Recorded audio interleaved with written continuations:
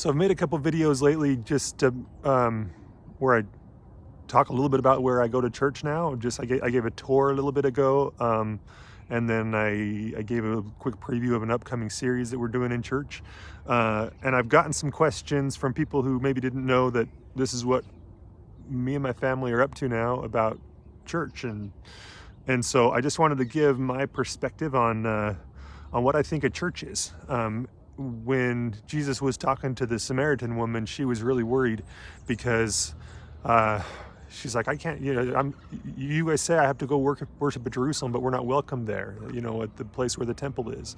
Or, when we used to worship right here on this mountain, and Jesus tells her, he says, the day is here when those who worship me will do it in spirit and in truth, or worship God will do it in spirit and in truth. So I go to a church now. It's a non-denominational church. I don't believe that they have anything to do with my salvation as far as intercede between me and God. I think that that's what the new covenant was, that's done. There is no more high priest. Jesus has fulfilled it. We worship directly to God in spirit and truth. And I was reading this morning, I've gotten some, just some of you have kind of wondered, like, what's it like the last couple years? What have relationships been like?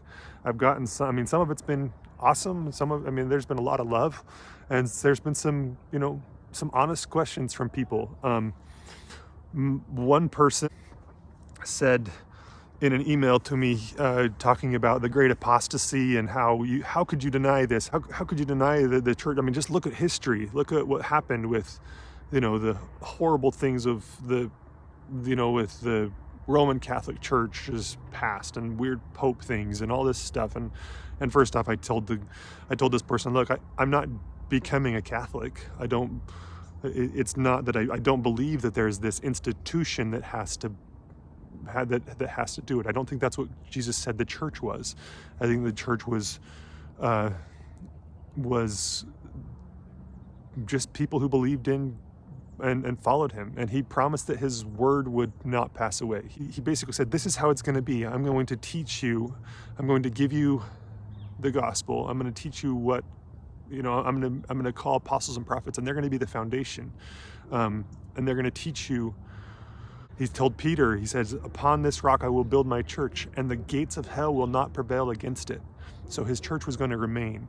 But what is it? What's his church? So I was reading in Matthew chapter 13 this morning, and he says it's the parable of the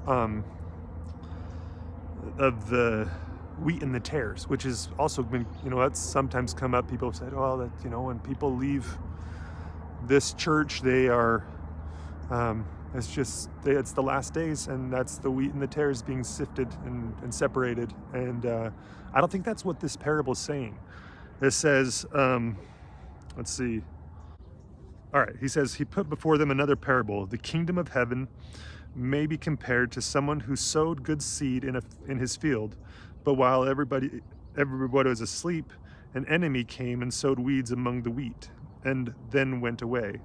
So when the plants came up and bore again, then the weeds appeared as well.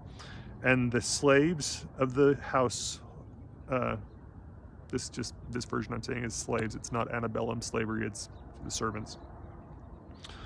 And the slaves of the householder came and said to him, Master, did you not sow good seed in your field? Where then did these weeds come from? He answered, an enemy has done this. The slaves said to him, then do you want us to go and gather them? But he replied, no, for in gathering the weeds, you would not uproot the wheat along with them. Let both of them grow together until the harvest, and at the harvest time I will tell the reapers, collect the weeds first and bind them in bundles to be burned, but gather the wheat into my barn. So as far as, how this relates to like what the kingdom of God was, what the church was, and how it would remain, how the gates of hell wouldn't prevail against it, tying those ideas together.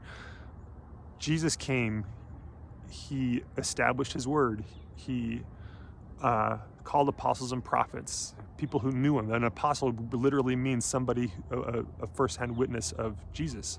And and he had them write, and their disciples wrote, and that's how we have the Bible.